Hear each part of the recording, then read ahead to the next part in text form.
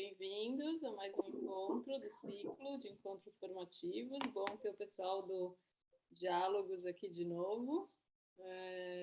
A Dani faz parte, né? Então eles vieram também participar. Vou apresentar... Paula, só está um pouquinho baixo, só um pouco baixo o seu som. Talvez se você chegar mais perto do... Vou pôr o fone, que acho que fica melhor. Tá, ok. Falar só, agradecer em nome dos Diálogos o convite, viu? O convite para o centro, e que o pessoal ficou bem contente. O Rodrigo também está chegando aí, e a gente vai estar participando nos outros também. Eu vou divulgando antes, o pessoal vai poder estar entrando. Muito bom, excelente. Tá melhor agora? Sim. Nossa, está bem melhor. Tá. Eu vou apresentar a Dani, eu vou ler aqui a apresentação dela.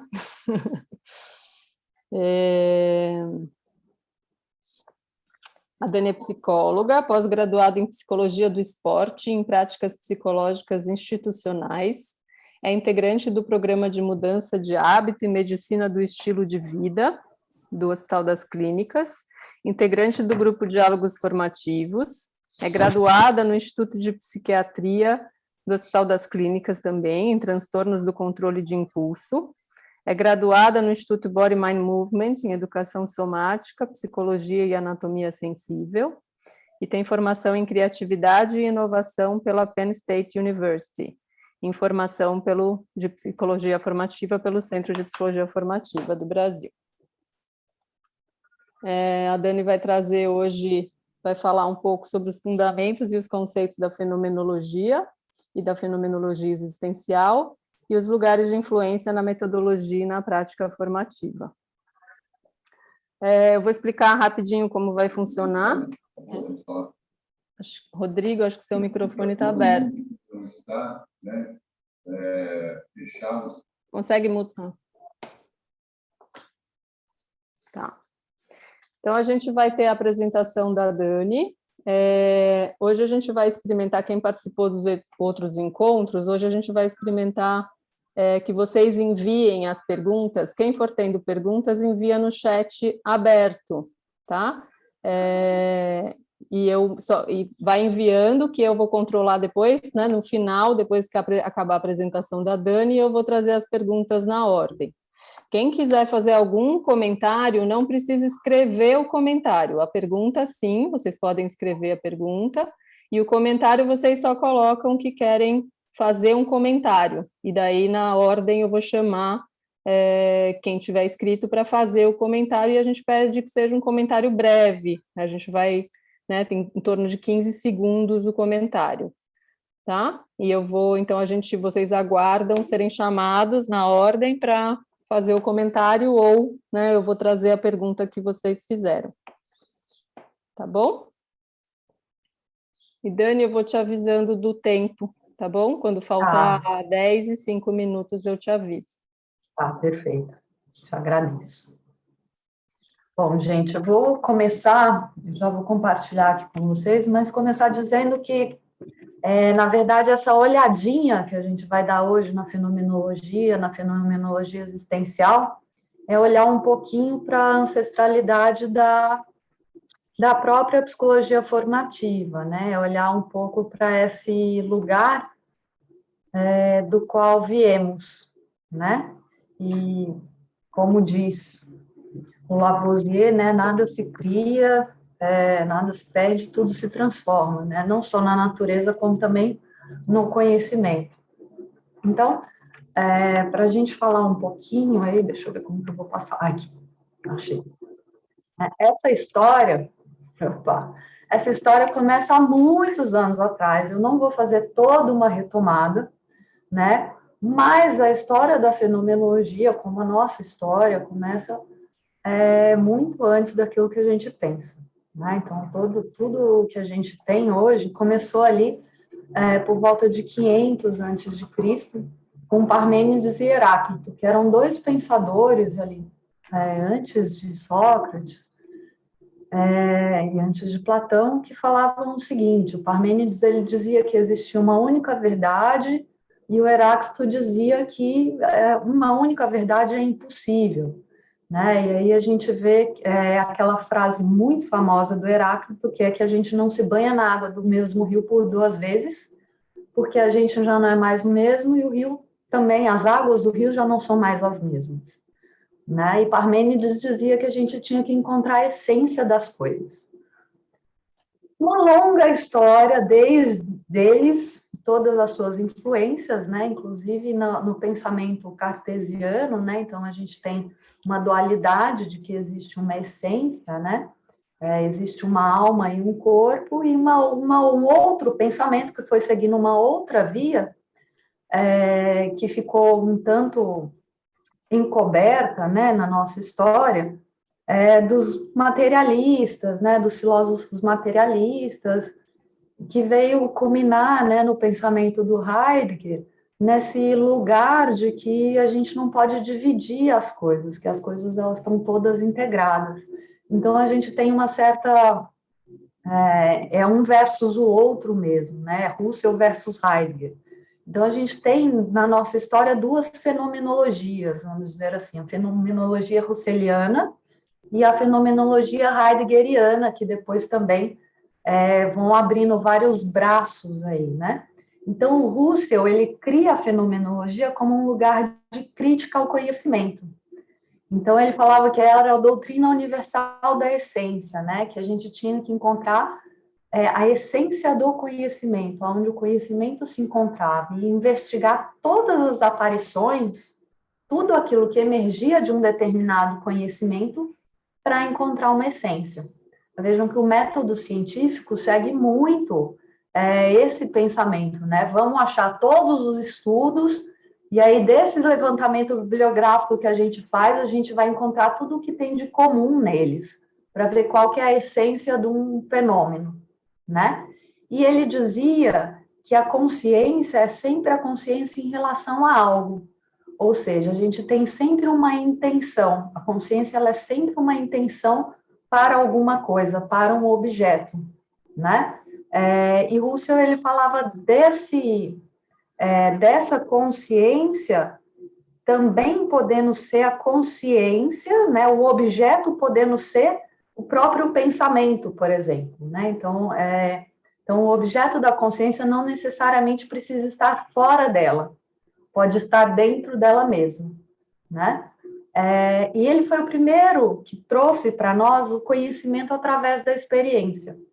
Ele foi o primeiro cara que falou, olha, a gente tem que... o método científico, né, a ciência e tal, muito legal, mas a gente tem a intuição, né? Então, uma essência, ela não pode ser prejudicada pelas nossas percepções das coisas. Ela tem que ser intuída. Então, a principal pergunta dele era como que o conhecimento é possível? E ele usava como método a redução fenomenológica, ou seja, eu vou me abster de todo o meu julgamento, de tudo aquilo que eu sei sobre o fenômeno.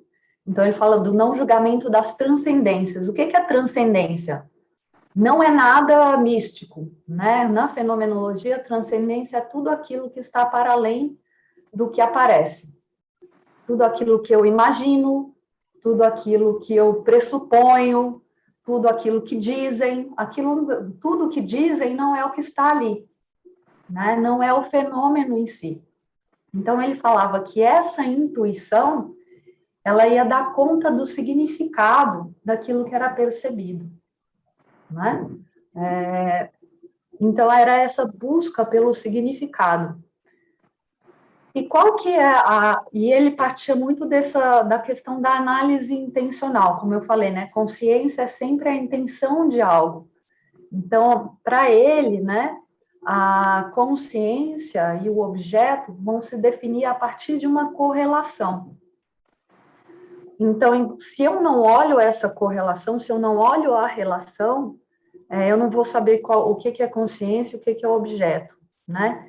E a análise intencional, ela tem como função, né, trazer essa essência, né, através da redução fenomenológica, através da suspensão das crenças, trazer a essência, né, que ele chamava de epoqué, né, a redução fenomenológica também é conhecida como epoqué, epoquê, já ouvi falar dos dois jeitos, né, então que nós, enquanto pesquisadores, deveríamos sempre ser um observador desinteressado.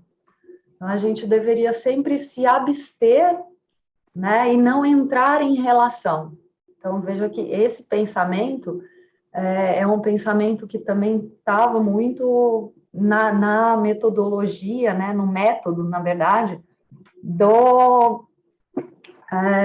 da ciência moderna, mesmo até um certo tempo, até que se descobre a física quântica, né? E a mecânica quântica diz não, o observador ele interfere, sim, no objeto observado, né? Então, estou falando do Russell aqui, ele falava que a gente precisava pensar aquilo que a gente pensa, né? Então, é uma reflexão transcendental, né? Então, a gente precisaria entender aí, né? O que é isso que está transcendendo o objeto? O que eu estou pensando sobre aquilo que eu penso, né? E esse distanciamento é que daria para nós uma compreensão, né? Esse distanciamento, esse deslocamento, né? É que daria para nós toda uma compreensão de um fenômeno. A questão maior é que Russell usava essa metodologia, a redução fenomenológica, todo o pensamento da fenomenologia para o conhecimento, né? Russell, ele falava única e exclusivamente de estudos, de conhecimento, de filosofia, de matemática, né? E a grande briga de Russell com Heidegger foi o quê? Porque o Heidegger começou a usar isso para as questões humanas, né? Então, a hora que o Heidegger começa a falar do ser, a falar da angústia humana, a hora que o Heidegger começa a falar de questões humanas, Russell fala, você não está fazendo a minha fenomenologia. Então, eles têm uma discussão, né? Então, Heidegger ele foi aluno do Russell, e ele foi justamente criticado pelo psicologismo, né? O que Russell falava que era psicologismo. O que era psicologismo para ele? O interesse nas questões humanas. Tanto que Russell falava que a gente tinha que se abster a tal ponto que dizem que no final da vida dele ele realmente não tinha contato nenhum, assim. Ele andava pelas ruas, ele não falava com as pessoas, e que ele foi realmente fazendo uma reclusão completa, né? E o Heidegger falava muito da questão, o que o Heidegger faz? Ele traz a fenomenologia para a questão humana, né? E aí ele vai criar os termos dele, falar do jeito dele, não deixando de ser a fenomenologia. Então, o que ele traz do Russell? A intencionalidade, né? Então, tem sempre a intenção, é sempre voltado para algo, então a gente está sempre em relação, né? E a gente sempre tem que analisar a relação, né? Ver a relação, aquilo que se mostra na relação. Então, ele falava do Dasein. O que é o principal conceito, talvez, da fenomenologia existencial? Dasein. O que significa Dasein? A gente nunca conseguiu traduzir, as traduções que fazem, né? De Dasein é presença, que não é uma tradução muito acurada, porque para encontrar um fenômeno, às vezes você vai ter que criar palavras, porque talvez você vai ver algo que não exista ainda, né? Então, Dasein é uma palavra que ele criou. E o que significa Dasein? Significa o ser jacendo no mundo com outros. Ou seja, essa dialética constante de eu estou sendo o tempo inteiro. Então, a gente relembra lá o pensamento do Heráclito, que trazia a fluência, né? A impossibilidade de existir uma única verdade, a impossibilidade de existir uma essência, porque você sempre está sendo, né? No mundo e com os outros, sempre em relação. E para ele, Dasein descreve esse ente, né? O que é o ente? É tudo, né? É alguma coisa. Meu celular é um ente, a planta é um ente, o abajur é um ente.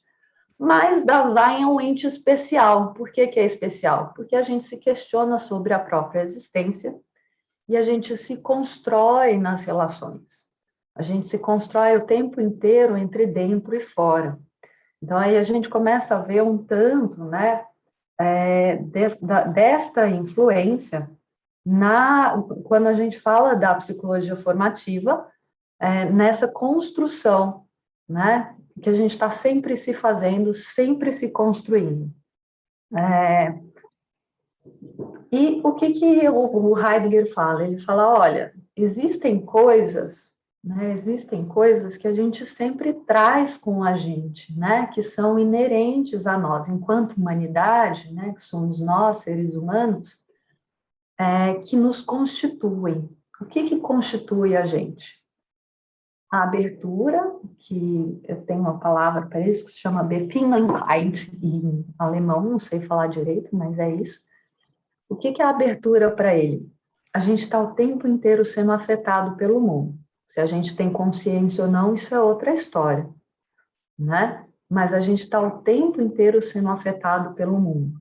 E a gente tem a capacidade de compreender essa afetação, como o mundo nos afeta, e a nossa capacidade de transformar isso em palavras. Então, ele fala que essa virada, né, da abertura, compreensão e linguagem é um ciclo, né, que a gente vai organizando a nossa humanidade, né? E que isso é condição fundamental, é condição fundante do ser, né? É condição humana, né? E qual que é a questão a principal questão da fenomenologia existencial? É o modo como a gente opera, como o fenômeno se apresenta, né? Então, enquanto o Husserl estava preocupado no que, né? Ele estava preocupado no na essência da coisa, o Heidegger falava, não, eu tô preocupado em como se apresenta. Né? A minha questão é como você está no mundo, como que você se faz, qual o modus operandi, né? E ele falava muito da questão de estar de uma forma imprópria ou de uma forma própria. O impróprio é quando você não pega a sua existência na sua mão, você não tem consciência da sua própria existência e de como você está fazendo a sua vida. E o próprio é quando você se apropria da própria existência, né? E fala, ok, isso aqui é meu, e eu vou viver sobre as minhas próprias regras, né? Eu entendo aquilo que me forma, né? Eu sei do meu estofo, né? E esse apreender o como, né? Como os fenômenos vêm ao nosso encontro para a gente compreender, era do interesse da fenomenologia existencial, né? Então, a gente só entende algo a partir da afetação. Então, isso ele também traz de Husserl. A gente só entende algo a partir da experiência que a gente tem com aquilo, né? Então, a fenomenologia existencial, ela vai se propor a mostrar o ser. Ele fala isso, né? Mostrar o ser, as suas derivações, as suas distorções e as suas maneiras de aparições. Então, para o Heidegger, tudo aquilo que aparece, inclusive todas as distorções, todas as formas de aparecer, são constituintes do ser, são constituintes do humano. Então, não existe uma essência, existe um todo, né? Inclusive as formas tortas, né? Então, ele falava, não tem uma essência boa, uma essência ruim, é tudo uma aparição, aquilo que aparece, que está ali, mesmo que seja distorcido, né, é do ser.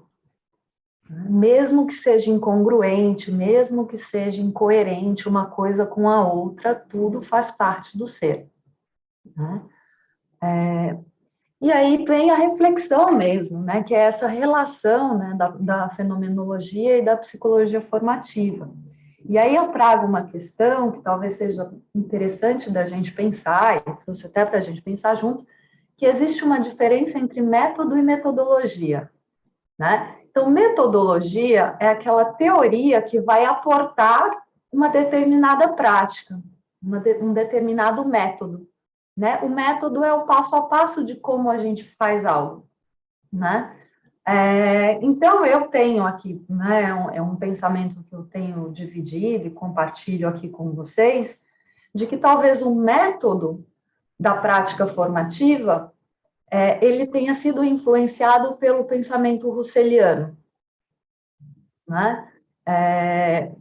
De um certo, um distanciamento para a gente ver aquilo que aparece, né? E tentando encontrar exatamente, ficar naquilo que aparece, né? Não se distanciar daquilo que aparece enquanto fenômeno, sem ir para os psicologismos, sem ir para os pensamentos, mas a metodologia, a teoria em si, a gente vê muito do pensamento heideggeriano, né?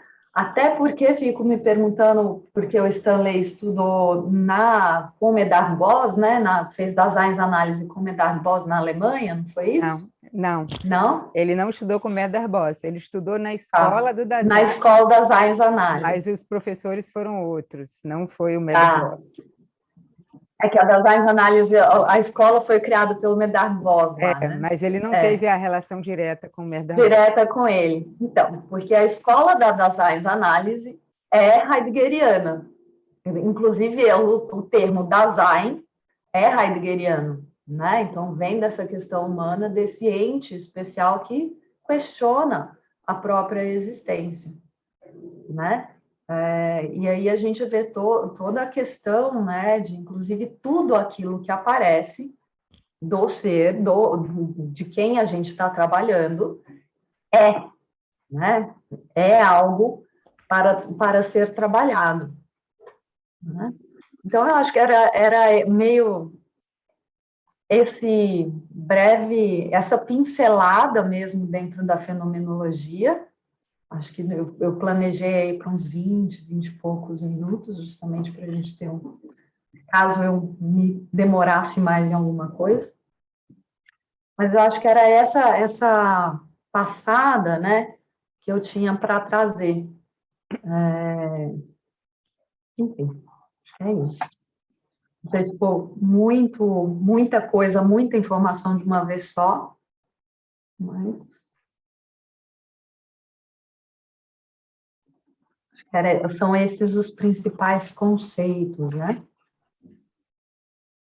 De onde eu acho que vem algumas influências aí.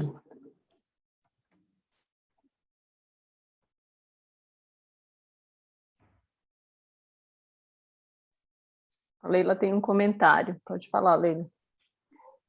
Eu tenho vários, tá? Mas vou fazer um pouquinho e depois a gente vai conversando. Primeiro, quero agradecer a apresentação muito sucinta e assim ao ponto, muito esclarecedora, muito bom. Gostei muito, tenho vontade de conversar mais. E vou começar do final.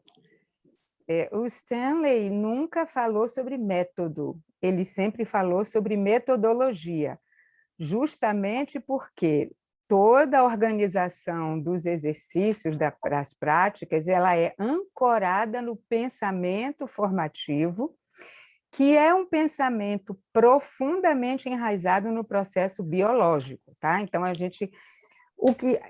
o Stanley sempre gostou de filosofia, ele sempre leu desde jovem. Então, quando ele se deparou com o pensamento fenomenológico, na verdade, foi o pensamento que mais para ele se afinou com o conhecimento do processo biológico, com a realidade dos processos biológicos, né? E se a gente pensar em termos de como acontece mesmo a formação do corpo, a organização do corpo e como ele criou os exercícios, ele foi atrás de como o corpo se forma. E ele ancorou todo o desenvolvimento, o uso da metodologia no pensamento fenomenológico. Então, para ele, foi uma gestalt, se formou uma gestalt que foi muito sintônica. Ele era quiroprata, né? Toda a formação dele era em cima do conhecimento da biologia. Ele tinha trabalhado com a Nina Bohl, que era uma psicofisióloga que trabalhava fazendo a relação entre os processos biofisiológicos, neurofisiológicos e a experiência emocional. Ele ficou 12 anos em Colômbia aprendendo aquilo com ela, e ele fez a escola de Dasein. Então, para a gente poder entender que dentro da criação, do pensamento, da metodologia formativa, ele estava enormemente ancorado no processo biológico. Daí ele diz isso nesse último filme que a gente fez, ele fala sobre isso. Então, inclusive toda a ideia da construção, Dani, porque toda a ideia da construção ela acontece na construção do corpo. O corpo se constrói. Então, talvez a gente tenha que pensar aqui como a fenomenologia é uma filosofia que está sintonizada com o processo biológico, e por isso a gente fica tão confortável quando a gente trabalha com o fenômeno, com as posturas enquanto fenômeno. Estou fazendo sentido para você? Sim, mais ou menos. Não, eu acho que quando Heidegger propõe, né, acho que não tem a questão da ele longe da biologia, Isso. né? Longíssimo da biologia. Então, eu acho que a fenomenologia, sim, eu acho que ela é ancorada na coisa do fenômeno, no aparecimento. Sim. Aparecimento esse seja qual for, né? Sim, mas nós aqui, enquanto pessoas que sim. pensamos formativamente, podemos fazer a ponte e entender que a fenomenologia é um veio filosófico aplicável ao processo biológico. Super. É um processo, as coisas se fazem, acontecem, se transformam e é o que é, não é a nossa imaginação. Tanto que a defesa é que o conhecimento vem da experiência, né? Isso, então, exatamente. A primeira filosofia, né? Exatamente. Que defende que o conhecimento ele vem a partir da experiência. Exatamente.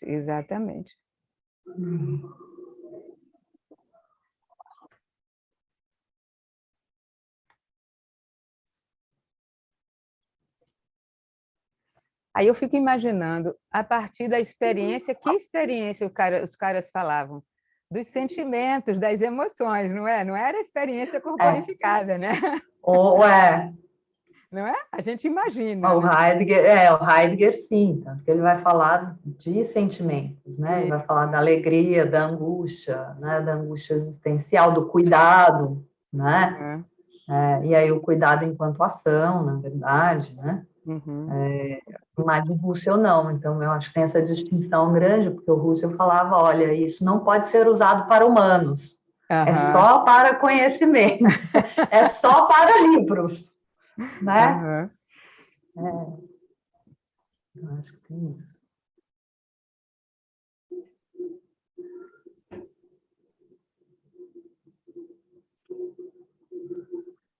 A Denise quer fazer um comentário também. Quando você vai falando, Leila, e a Daniela vai pondo para a gente essa questão entre a leitura da metodologia, do método, o entendimento da prática formativa, né? Nesse contexto da leitura da fenomenologia, eu fico lembrando, tem uma entrevista que eu quero mandar para o David, acho que é da rádio, que é uma rádio, que eles vão conversando, ele vai falando, né, desse caminho que ele vai fazendo.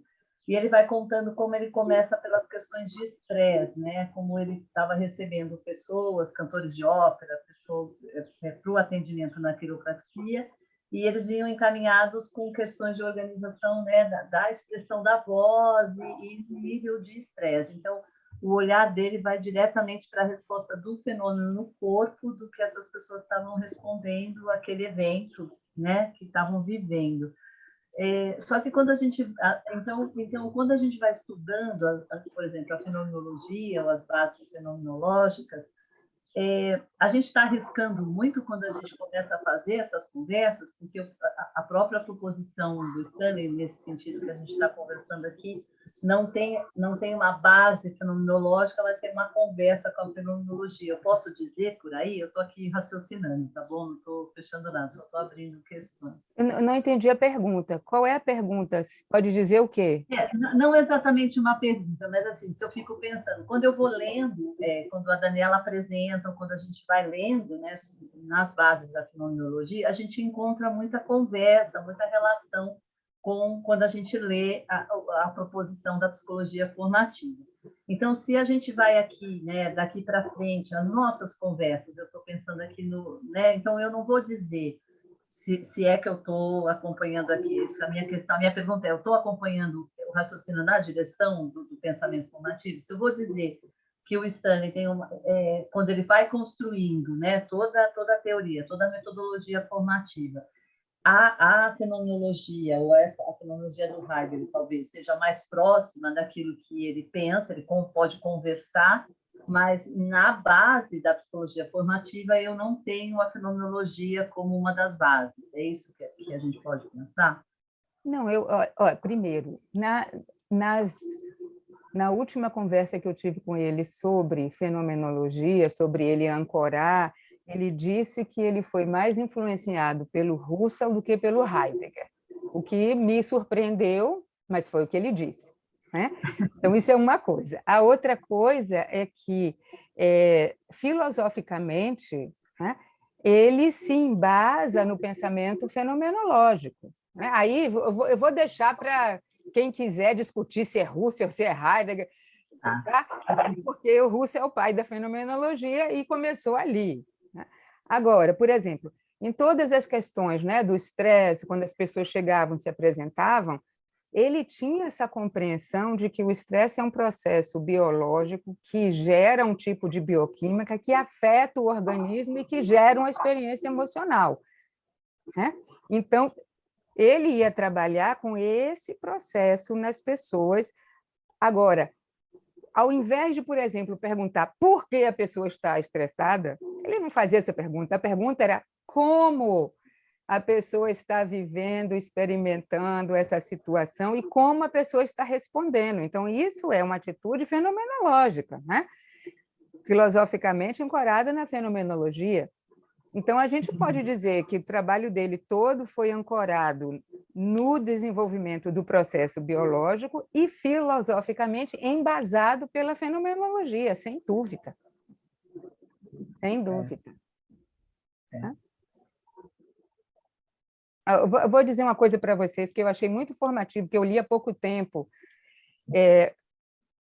Não sei se vocês estão acompanhando recentemente essa possibilidade de se fazer edição genética em embriões humanos, né? Isso, a Jennifer Doudna, que ganhou o Nobel de Química no ano passado, foi a pessoa que descobriu, junto com a Isabelle Charpentier, que é uma francesa, como fazer edição genética e aplicável a seres humanos, células humanas, né?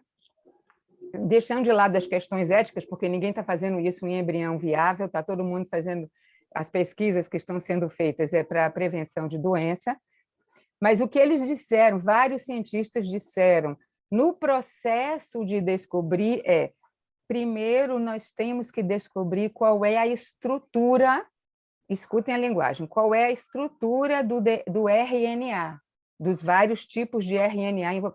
Quando nós descobrirmos a estrutura do RNA, nós vamos saber como isso funciona. Tá? Então, Eu achei muito interessante porque eles estão falando de um processo bioquímico, né, para a edição de DNA, usando o RNA. Mas nós trabalhamos aqui com o quê, gente? Com estrutura e funcionamento, né? Quando nós pegamos nas mãos, entendemos, percebemos, experienciamos e fazemos voluntariamente a nossa estrutura, nós aprendemos como nós funcionamos. Então, eu achei muito interessante quando eu li isso numa pesquisa que não tem nada a ver com o nosso trabalho, né? Mas que está dentro dos processos biológicos. Embora ela seja bioquímica, tá? Ela não é bióloga, ela trabalha com bioquímica. Enfim, dei uma volta enorme aí, não sei nem como é que eu cheguei lá, mas... Mas eu respondi, Denise, o que você levantou? Não, super, super. Sim, sim. O Tiago quer fazer um comentário também. Oi, gente, vocês conseguem me ouvir? Sim. Eu queria agradecer também para a Dani. É um show de imagens os slides. Primeiro, queria dizer que eu fiquei bem tocado com os slides. E essa coisa, Leila, que você comentou do processo biológico, de se ancorar numa raiz biológica para poder experimentar, estudar, interferir na experiência, eu fiquei lembrando muito, me fez muito lembrar tem um autor também, que é o Varela, ele é biólogo, Sim. e ele estuda consciência, né? E ele foi para a fenomenologia também. Os últimos trabalhos dele vão para a fenomenologia para pensar a consciência. Então, eu achei muito legal. E aí eu vi a Dani, eu fico pensando muito isso, assim, quando a filosofia, como a Dani falou, resolve sair dos livros e ir para as relações, eu acho que faz eco com o que a gente produz no pensamento e na prática formativa, né? Aí o que eu fiquei pensando é isso, eu fiquei criando uma imagem do Kellerman agora, ouvindo, e a prática como se fosse uma forma de semear e colher fenômenos. Porque quando a gente fala como faça um pouco mais, a gente de alguma forma está provocando fenômenos, né? E se atentando a eles. Fenômenos biopsicológicos e emocionais. Não pode sair do corpo, gente, não pode sair do corpo. Nós estamos produzindo fenômenos, sim. Que fenômenos são esses? Uma alteração na anatomia, na fisiologia, na experiência emocional e na narrativa. Porque eu fiquei tentando conversar com essa coisa do método, aí vocês me digam o que você acha dessa questão que a Dani trouxe do método, da metodologia, que talvez a metodologia fosse essa provocação e atenção aos fenômenos, e o método a partir do psíquico, social, não sei, fiquei tentando conversar com essa coisa, mas talvez não, né? Eu não entendi isso que você falou. A única coisa que eu digo é o seguinte, na linguagem do autor, foi sempre a metodologia formativa, tá? Ele sempre falou de metodologia formativa, sempre dizendo que era importantíssimo compreender o que é o pensamento formativo. Do contrário, você está usando uma técnica. Ele sempre disse, o trabalho formativo não é uma técnica, não pode ser pensado separadamente, nem feito separado do pensamento formativo. Agora, Dani, eu tenho uma pergunta. Porque quando você começou a falar de consciência e tal, eu lembrei do James... William James. Do William James, né? Que foi um dos primeiros caras que disse que a consciência é um processo e começou a ancorar a consciência nos processos biológicos. Tem alguma menção, tem alguma coisa dos filósofos com o James? Não tem. Não tem. Na obra do William James, não. Tem Merleau-Ponty, não. Não, nos filósofos, não. Porque, não. Nem o Merleau-Ponty, que fala de corpo, né, que é um filósofo que vai falar de corpo, o Merleau-Ponty ele se ancora no Heidegger. Não tem nenhuma menção ele se ancora no Heidegger. A consciência corporificada, né? Porque o James foi o primeiro cara que falou da consciência como um fenômeno biológico, né? E um processo. E algo que acontece na relação com também, né? E foram nem contemporâneos, né? Porque o James veio antes. James veio antes, porque James é 1900 e alguma coisa, e Heidegger 1919, quando ele escreve Ser e Tempo. Mas não tem nenhuma menção. E Merleau-Ponty ainda veio depois, né? Será que é então, porque ele era Merleau-Ponty, que é um americano? filósofo. Pode ser, essa galera estava toda na Europa, né? Sei lá, não tinha internet, gente. Não tinha internet, não tinha, é verdade. Falam que no final da vida, quando Heidegger entrou em contato com o budismo, né, a primeira vez, assim, ele falou, nossa, mas era mais ou menos isso que eu estava querendo dizer o tempo inteiro. Mas considerando também o caminho que o Heidegger tomou, ia ser difícil citar o americano também, né? Super, super. E é engraçado que o Varela também fala do budismo, para pensar como interessante essas conversas, né? É porque a questão William James traz essa questão da experiência emocional, né, da resposta à experiência, e o Kenyon traz essa oposição, dizendo que a imagem mental, né, que vai provocar a experiência no corpo, que eles vão fazendo a oposição. Ele já estava fazendo esse caminho anteriormente e vai fazendo toda uma descrição da experiência, da formação da emoção e da consciência no corpo, né? E aí eles não trazem, isso é interessante mesmo, né, a gente pensar. Mas o James tem aquela frase clássica que ele diz: as pessoas acham que choram porque estão tristes, né? Na verdade, elas estão tristes porque choram, ou seja, a ação vem primeiro. Vem antes. A ação gerando a experiência. O cara foi bem inovador falando isso lá atrás, né?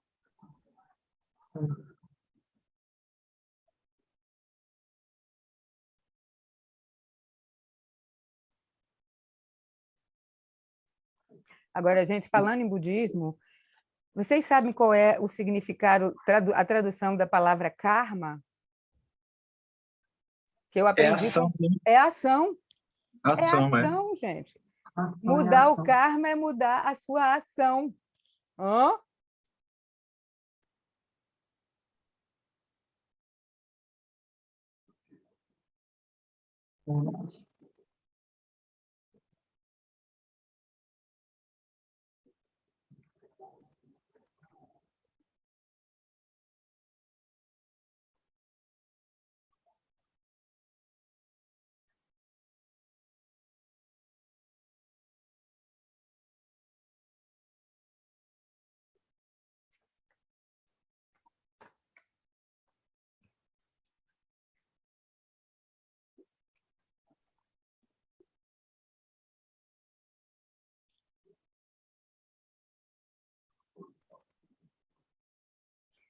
Dani, eu tenho uma pergunta. Quando o Husserl falava conhecimento através da experiência, na verdade, ele estava falando de que experiência? Intelectual. Mas humana, então, né? Porque como é que ele... Humana. Então, era aplicável a humanos, não é não? Não era o que ele achava, né? Eu estou lidando aqui com o próprio discurso dele, né? Porque não era o que ele achava. Então, ele falava da experiência intelectual, né? Então, era bem o que o método científico é baseado mesmo, né? Então, eu tenho todo um arcabouço de escritos, eu vou ler tudo isso e eu vou pegar o que tem de essência nisso para um fenômeno do conhecimento em si, né? Porque ele achava, e aí a crítica dele ao conhecimento da época era que estava muito dividido, né? Então, ele achava que tudo tinha que se juntar de novo na filosofia, né? Para encontrar a essência desses conhecimentos, né? Então, que não tinha, né, que ter uma especialização, né? Não tinha que dividir matemática, geografia, né? Então, a crítica dele era como se produzia o conhecimento, né? Como estava sendo produzido o conhecimento. Então, para ele, não era para ser usado enquanto experiência humana, né? O Heidegger que fala, que aplica isso, inclusive é muito criticado por ele, né? Onde eles rompem. Então, quando Heidegger escreve Ser e Tempo, E ele manda para o Russell ler, o Russell fala, não, isso aqui eu não apoio, né? Que era o professor dele, que era o tutor dele, é onde eles rompem, porque aí o Heidegger fala, não, mas eu acredito nisso aqui, que a gente tem que olhar para as questões humanas. E aí depois Heidegger se complica todo lá com a questão do nazismo e tudo mais, né, que aí eles brigam de vez mesmo. Mas para Russell era essa experiência intelectual mesmo, né? Mas é interessante, né, como ele pensava, então, a experiência intelectual fora do corpo, né, como se não... Fora do corpo, ele pensava a Incrível consciência isso, fora né? do corpo.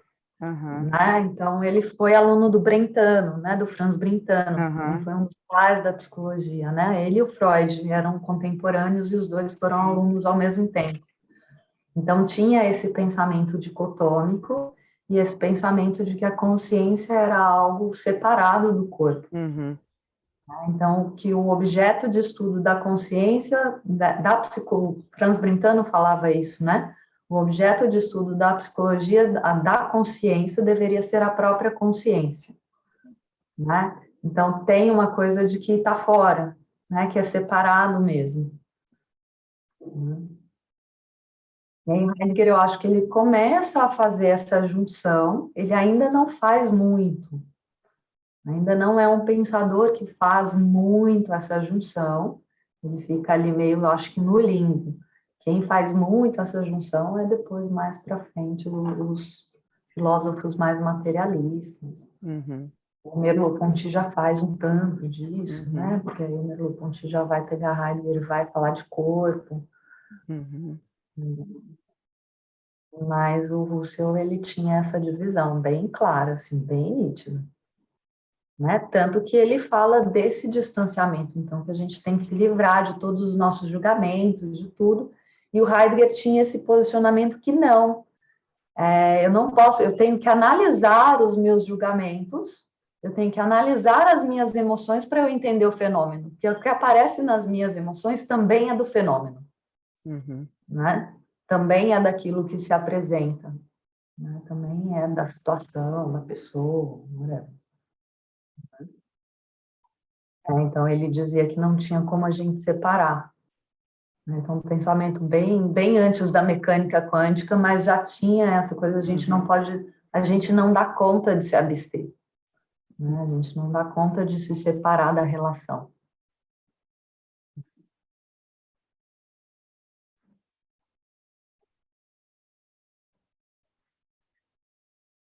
Na verdade, se a gente for pensar no que o Freud falou, né, em toda a construção do Freud, toda a construção dele de transferência e contra-transferência é justamente isso, né?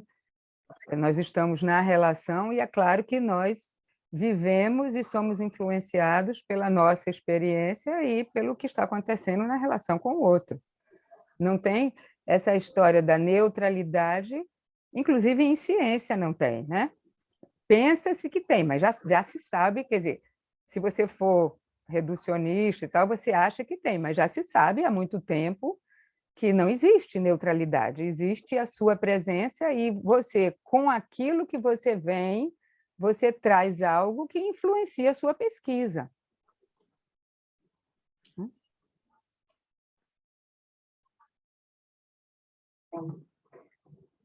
E esse talvez seja uma das grandes diferenciações, né, no pensamento dos dois também. Né? Que o Heidegger não acreditava muito nesse distanciamento completo. Nessa... Mas, ao mesmo tempo, assim, se a gente pensar no trabalho formativo, né, quando alguém está vivendo uma experiência, quando a pessoa diz, eu acho que, eu imagino, na verdade, nós não estamos muito interessadas nessas associações, nós queremos saber qual é a experiência vivida ali, né? E, a partir daí, construir uma narrativa, um pensamento e tal, né? Então, me lembrou um pouco quando você falou, eu anotei aqui. E nisso se assemelha a Russell. Isso, o que você falou? Nisso se assemelha a Epoché, né? A redução fenomenológica. O não julgamento, né? Não julgamento. Suspensão das crenças, né? Sim, então é isso que eu falei. Eu acho que nesse sentido ali, na hora da prática, eu tenho essa sensação que se assemelha um pouco, que tem essa influência, né, do Russell, assim.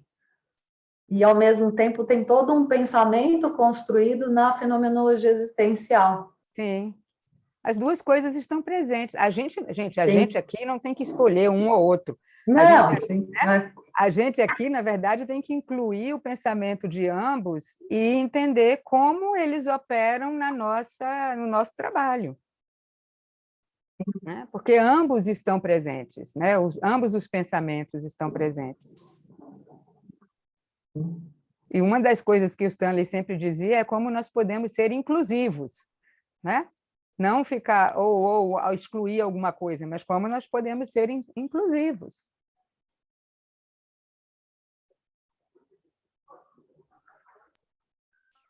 Vou trazer uma coisa, se não ficar inclusiva, você tira. Eu estava, e Dani, para pensar essa questão, todos nós, né? A questão da consciência, essa questão do fenômeno, estava reassistindo e relendo umas coisas da Nise da Silveira, e aí ela relata uma experiência, quando ela chega, né, com os pacientes esquizofrênicos, todos muito, muito desorganizados, muito perdidos dentro lá das enfermarias e dos ambulatórios, e ela começa a reunir, ela espalha as tintas, enfim, todo o processo. Quando eles começam a fazer a expressão, são riscos, são coisas difusas, né?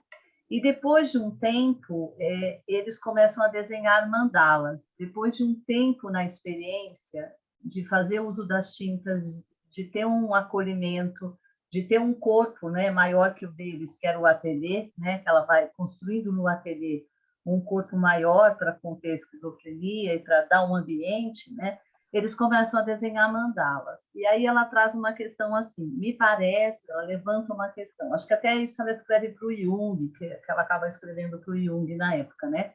Ela diz, me parece que a consciência, quando aparecem as mandalas, aparece uma integração da relação da expressão do movimento com o corpo, né? O corpo está integrado num certo movimento, e é o momento das mandalas. E das mandalas, eles começam a fazer produções maravilhosas, né? De lá começam várias produções. Então, fiquei pensando um pouco nessa questão, né? Da organização da experiência, não do significado do desenho, mas da experiência do desenho, né? Processo organizador, não é? A gente pode pensar no processo organizador, como que primeiro existe ali na experimentação uma grande motilidade com pouca estrutura, com pouca forma, e como aos poucos eles vão organizando até chegar na organização da mandala, porque deve ter sido um processo, né? De várias experiências até produzir uma mandala, eu imagino que eles possam ter passado por vários estágios do processo de organização de forma. Muito bom, excelente essa história. Incluída. Bom, que bom. Sônia Andrade escreveu um negócio aí, Sônia, de um livro, o livro que Russell escreveu, não foi você que falou? Foi. Eu escrevi isso porque ele escreveu O Mundo da Vida, né? Esse eu não conheço, Sônia. E que trabalho é cheguei a ler. Aí eu acho que está humano. Ah, que interessante. É muito lindo, é muito... o que ele fala sobre o mundo da vida. E no próprio método da observação, acho que é humana, né? Sim, exatamente. Não teria outra possibilidade. Então, pois é, porque o observador é um ser humano, não é? Sim, todo conhecimento, na verdade, é produzido, é humano. É humano, exatamente. Seja observação. E eu estou lembrando aqui também de Leib, que está escrito no Ser e Tempo, né? que o Heidegger preserva a palavra, e Leib, em alemão, tem aquela diferença de Corp e Leib, né? Que Corp é qualquer objeto no espaço, e Leib é corpo vivo do humano. Então, às vezes a gente pensa que Heidegger não está falando de corpo, mas ele está falando que ele usa Leib. Então, Leib é corpo vivo do humano.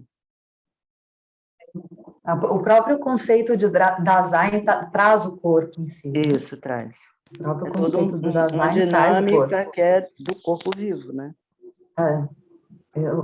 Esse conceito, né, de seja sendo no mundo com outros é do corpo.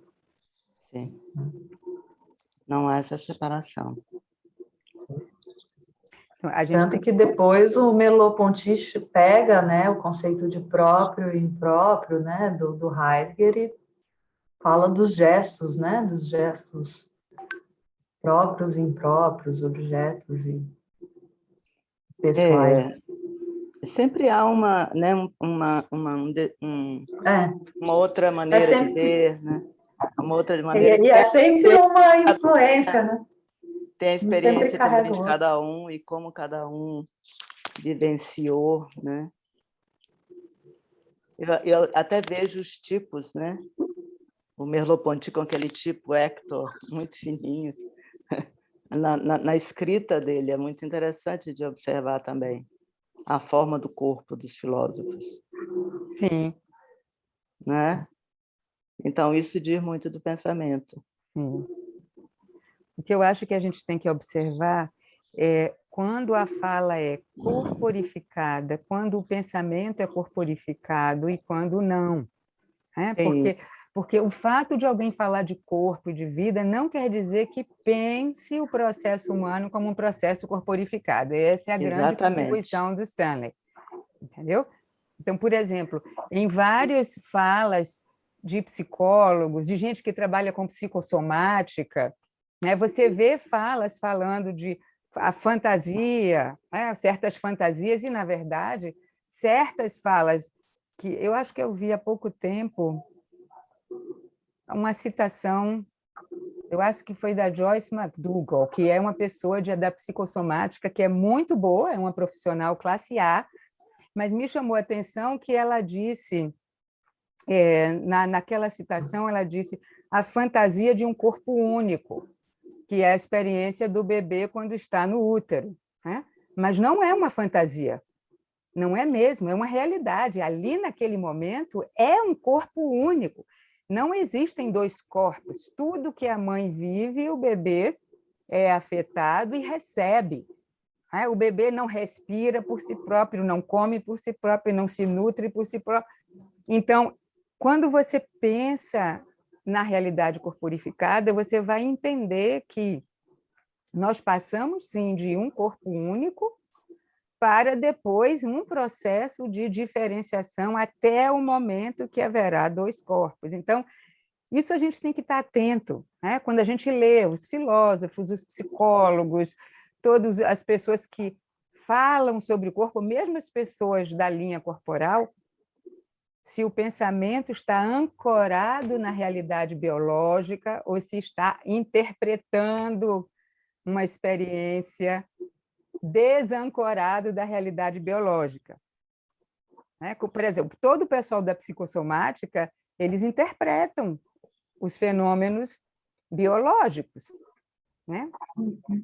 Então, é muito diferente do que da nossa abordagem. Nós temos outra leitura.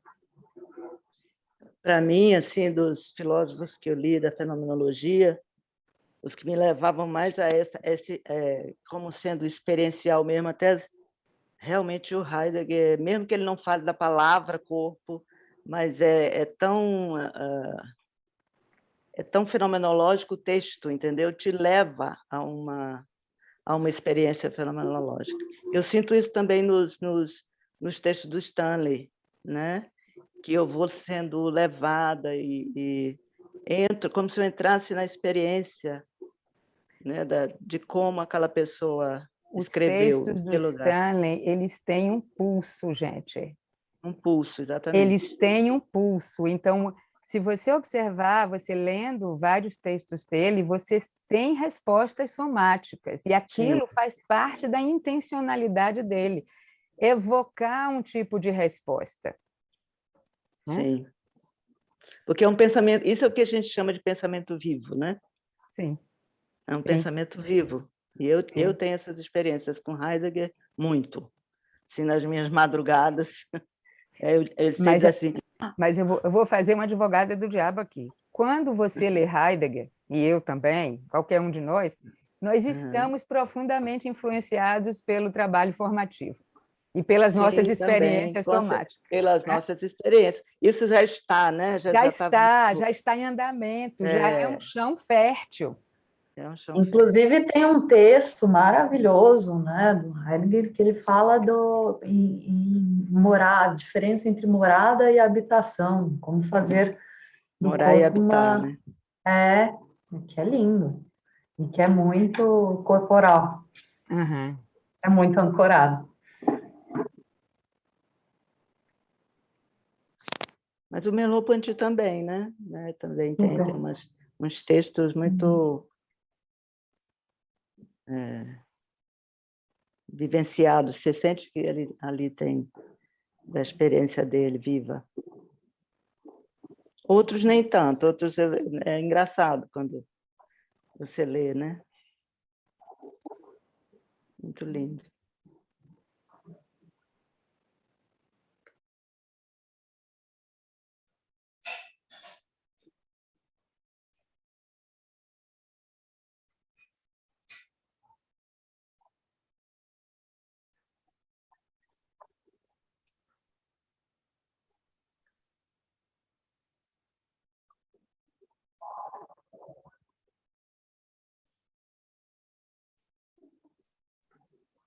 Ô, Leila, você falou uma coisa sobre a interpretação que, que eu achei muito, muito bacana. Você poderia falar um pouco mais sobre, que eu acho fundamental mesmo isso. Isso é uma marca muito forte do processo formativo, que a gente não interpreta, né?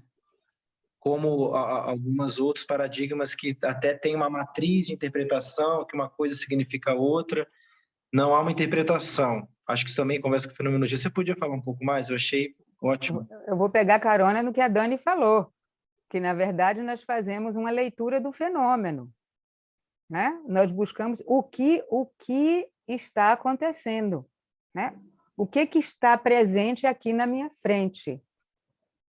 Então, não é o que eu acho, o que eu penso sobre, e sim o que está aqui, na medida do possível, né? Claro que, como a Dani também trouxe, tudo que eu olho, que eu vejo, passa pelo meu crivo, tá?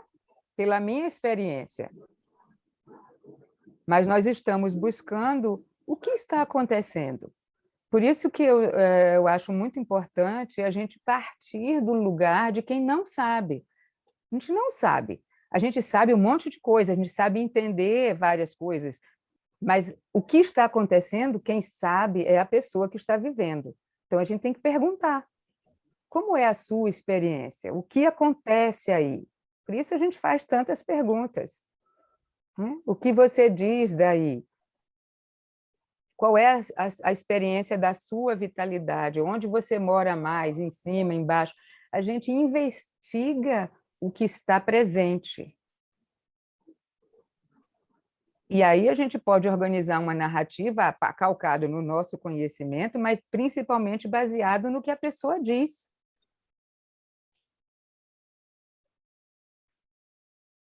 Então, nesse sentido, nós fazemos uma investigação, né? Uma pesquisa.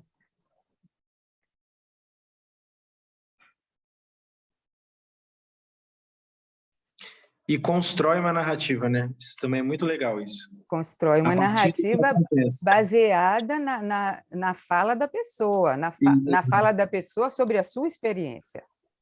Isso, muito bom. Essa linha investigativa é de ambos, Dani? Russell e De Heidegger? ambos. É de Isso ambos, é uma né? atitude fenomenológica. Fenomenológica. Né? Isso é e eles chamam de atitude fenomenológica. É uma Isso. atitude. Uhum. Mas se a gente for pensar a prática científica, porque você trouxe isso várias vezes, né? Na verdade, a prática científica ela é uma atitude fenomenológica. O que está acontecendo? Sim. Eu tenho que buscar dizer o que está acontecendo. Eu posso Porque os aventar dois, O que os dois... uma das coisas que os dois falavam era a questão das hipóteses. Então, Isso você que eu ia pode falar. partir com a hipótese, porque senão você pode perder o fenômeno. O quê? Não Né? entendi. Então, O quê? Repete. se você vai com uma hipótese, então, para eles, você tem que ir aberto sem uma hipótese, para ver o que está acontecendo. Porque se você vai com uma hipótese, você pode perder o fenômeno.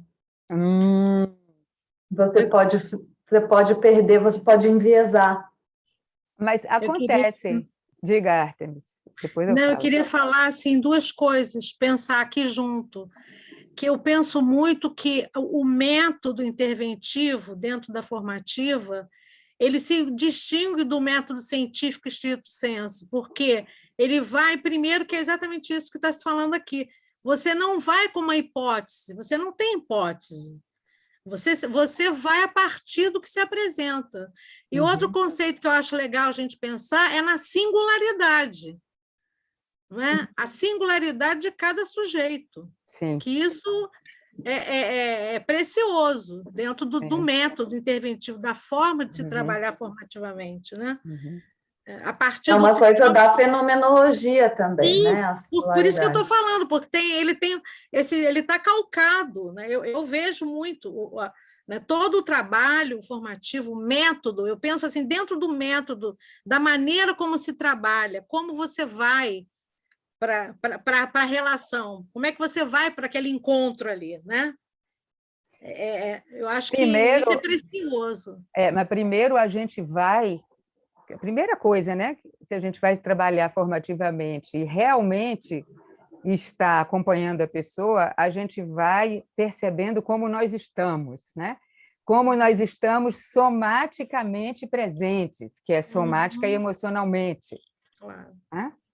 Para que eu possa também saber como eu estou respondendo à pessoa. Né? Senão, eu vou responder somaticamente, emocionalmente, sem me pensar e sem pensar o que está acontecendo. Então, isso é muito importante. Claro. Eu vou para o encontro com uma realidade somática que é minha. Não vou neutra, sem nada. Exatamente. Eu vou com um modo de funcionar que é meu. Mas é justamente essa a questão da relação. Isso. Então, o fenômeno é justamente olhar essa relação e não ir com porque o método científico, justamente você vai com uma hipótese já formada e você quer encontrar uma teoria que sirva para que abarque tudo. Exatamente. Né? O funcionamento geral, né? De uma certa maneira. Eu acho que a gente não tem que singular. tomar cuidado, mas a gente tem que tomar cuidado para a gente não simplificar muito a investigação científica e o método científico. O método científico ele pressupõe de algumas hipóteses e você vai testar para ver se aquilo se confirma ou não, não é? Mas, Leila, você não vai para apenas confirmar, você vai experimentar. É um caminho em aberto. Né? Todas as descobertas, e muitas vezes o que acontece são os acidentes que levam a grandes descobertas. Sim. Né? Muitas vezes, muitas. Inclusive, várias histórias de prêmio Nobel, dos caras que são Nobel, eles contam essas histórias no caminho. Que muitas coisas acontecem a partir de detalhes que não eram prestados atenção, ou a partir de erros, ou a partir de acidentes. Então, o fazer científico ele abarca tudo isso. Tá, gente? Senão a gente fica com um pensamento reducionista em termos do fazer científico, e não é verdade. Não é verdade. Tanto que toda a briga era que a fenomenologia é ciência, né? Não, aí também já é over. É um pensamento válido enquanto pesquisa. Sim, enquanto pesquisa. Enquanto pesquisa. Exatamente. Essa era uma discussão, né? Inclusive na USP, que você pode escrever um trabalho a partir da fenomenologia existencial, da fenomenologia, e não somente dos experimentos. Isso. Grupo controle, grupo experimental. Sem dúvida. Mas o que a gente tem que também pensar é a ciência não tem que ter um status maior do que outras práticas, gente. Né? Porque quando a gente fica assim, não, a fenomenologia também é ciência, fica parecendo que é um status que eu quero adquirir. Não. Né? A filosofia tem o seu lugar, a ciência tem o seu lugar, a arte tem o seu lugar. né? A prática clínica tem o seu lugar, então há espaço para tudo. Não precisa uma coisa querer ser a outra para ter algum valor, vamos dizer assim, né? E nas pesquisas quali, né, as pesquisas qualis, você tem É. a pesquisa fenomenológica, Isso. que não passa pela questão quantitativa, né? Isso, exatamente. Exatamente. De medição. Exatamente. O que eu estou fazendo agora, por exemplo, no meu projeto. Um grande desafio. Sim. Que eu realmente não sei o que eu vou encontrar, né?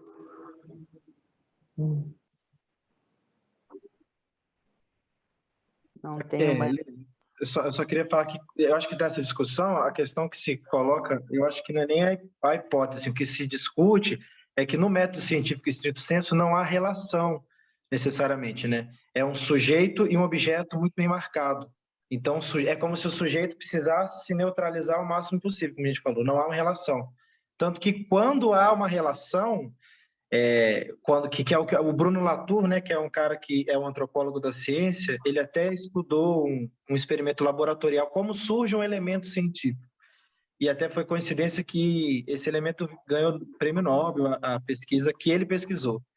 E aí ele vai trazer o conceito de recalcitrância do objeto, assim, que é aí que começa a pesquisa. É justamente quando o objeto para de responder como objeto, quando ele te olha de volta, quando há uma relação, aí há uma grande descoberta, uma novidade e tal. Eu acho que é menos a hipótese, mais qual lugar, assim, né? Quando há muita demarcação, não há relação, né? Mas não é possível isso, né? Na verdade, eu tento ser o mais distante e neutra possível diante do objeto, mas é claro que é uma relação, né? Eu estou lembrando aqui da história da Marie Curie, que é uma história extrema, mas a pessoa morreu a partir do objeto investigado, não é? Sim. Né? Não, tem pesquisas da antropologia da ciência que é muito interessante, estão mostrando, por exemplo, o estudo de célula-tronco em sangue menstrual. E aí as antropólogas da ciência vão vendo que a cultura laboratorial, né? Assim, as relações entre os cientistas que têm uma relação um pouco mais tem mais homens e tem uma dominância um pouco maior, um machismo maior, a mesma pesquisa, os mesmos métodos produzem resultados diferentes em laboratórios diferentes. Então, sim. Há essa impossibilidade mesmo, né? Interessante. E com os estudos da física quântica, a gente sabe que só a presença de uma pessoa influencia a matéria em tudo, né? Claro, você está diante de um tubo de ensaio, a sua presença já é um conjunto tão grande de átomos e moléculas que já está influenciando o que está dentro, né? Não tem como separar, né? Na verdade, a gente tem que entender que há uma inseparabilidade de todas as coisas, e dentro disso, a gente tenta separar para ter alguma objetividade no nosso estudo, mas tem que saber disso. Eu gostei muito da fala aqui, mais para dentro do assunto da fenomenologia, para os assuntos todos que a gente está tramando aqui, dessa atitude fenomenológica e atitude formativa, né? E como a gente leva um tempo para formar. Então, quando o Kellyman vai falar, eu não trabalho com o corpo, eu sou o meu corpo, é lindo quando eu leio, mas quando eu vou fazer a prática, quantas vezes eu falo meu pescoço, a minha mão, meu e não falo que eu sou eu na minha atitude, né? A minha experiência como uma atitude inteira, né? Então, como ter uma atitude formativa e ter essa visão da fenomenologia como uma ajuda para a minha atitude formativa é um processo a ser formado no tempo, né? É um processo formativo em si. Né? Isso. E é um processo de aprendizado, né? Que a gente tem que entender que é um processo de aprendizado. E uma das coisas muito que eu achei das minhas partes favoritas no filme, nesse filme novo, na fala dele, é quando ele está falando de... Isso quando eu perguntei para ele, como você criou a linguagem? Né? E aí ele disse, eu percebi que a gente tinha uma linguagem para falar da vida simbólica, da vida fisiológica, anatômica, mas a gente não tinha uma linguagem para falar da vida corporificada. E aí ele falou, e como eu começo, por onde eu começo para criar uma linguagem? Aí ele falou, eu começo pelo processo como o corpo se forma. Ou seja, lá depois da concepção, como se forma, qual é o processo organizador. Aí ele avança um pouco mais e ele diz: o processo organizador, como o corpo se forma, passa por um estágio subformado, né, até que se forme alguma coisa definida. E aí ele diz, como o processo de aprendizado. É um processo de aprendizado, ou seja, o processo formativo é um processo de aprendizado. Aí pegando o que você falou, Denise, né? No início, a minha fala ainda é subformada em termos de corporificar a linguagem formativa, mas, com o passar do tempo e o meu processo formativo, eu vou cada vez mais organizando uma fala formativa, uma fala corporificada, é um processo.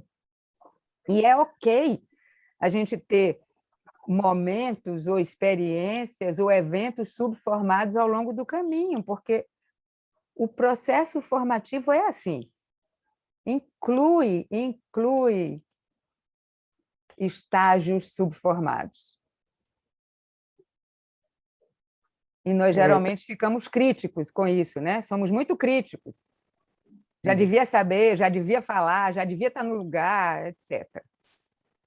Outra coisa, né, Leila, em relação à atitude fenomenológica, que eu acho importante aqui na relação com a formativa, é ater-se ao que se mostra, né? Sim. E também em relação ao não interpretar, ou não julgar de acordo com a experiência antiga, mas o que está presente ali. E a questão da linguagem também, né? Momento, né? Isso, a Leila estava falando da questão da linguagem também, né? A questão da linguagem é super importante para a fenomenologia, tanto que o Heidegger sai criando palavras para descrever, né? Ele também vai criando palavras para descrever. Ele fala: olha, não tem palavra para isso que eu quero dizer, então eu vou. Tem esse radical aqui, essa outra aqui, ele sai criando palavras, né?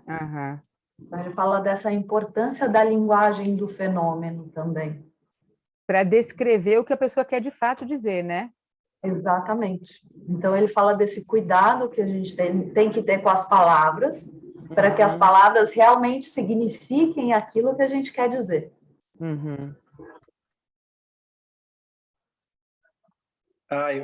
Isso daí me faz querer dar um depoimento, que no meu processo clínico formativo teve uma vez que veio isso, né? Veio uma palavra que ainda não era essa palavra, não tinha palavra. Aí saiu uma palavra meio torta e aí eu vi, né? Não, vamos ficar com ela, incluiu, né? Vamos ficar com ela por enquanto e vamos ver o que vai se formar a partir daí. Queria dar esse depoimento da linguagem formativa comigo também, que foi muito legal. É isso. É isso, porque muitas vezes nós não temos ainda a linguagem para descrever a nossa experiência, né? Tem experiências que a gente nunca tem a linguagem para descrever, não tem, porque, gente, a experiência é maior do que a palavra, né? Do que a nossa capacidade de dizê-la, sempre é. Nós fazemos um esforço, e isso eu acho bem legal a gente conversar aqui, que é um caminho da experiência até a linguagem para descrever a experiência. É um caminho que se faz. E nem sempre a gente tem isso na hora que a gente está vivendo a experiência. Às vezes vem bem depois, mas o caminho está se fazendo, é um processo em andamento. E às vezes a gente chega, como a Dani falou do Heidegger, aí, isso é o que mais se aproxima. Essa fala aqui é o que mais se aproxima. E tudo bem também, a gente tem, às vezes tem essa tensão, a experiência vivida e o que mais se aproxima dela em termos de descrição verbal.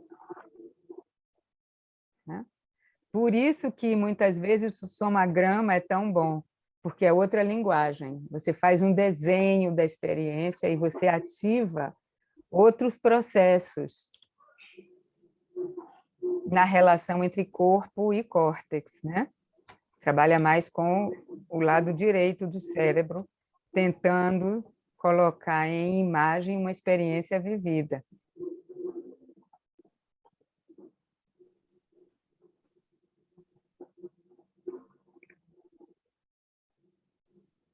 Falando nisso, precisamos fazer mais somagramas. Isso, eu também acho, Artemis.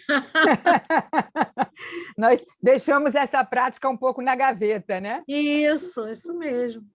É verdade.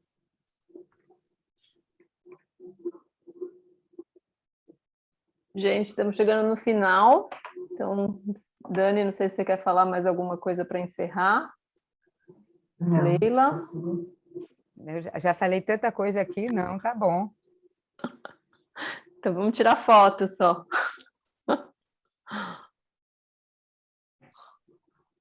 Sou eu que vou tirar, gente? Posso tirar também. Tira, tira. Espera aí.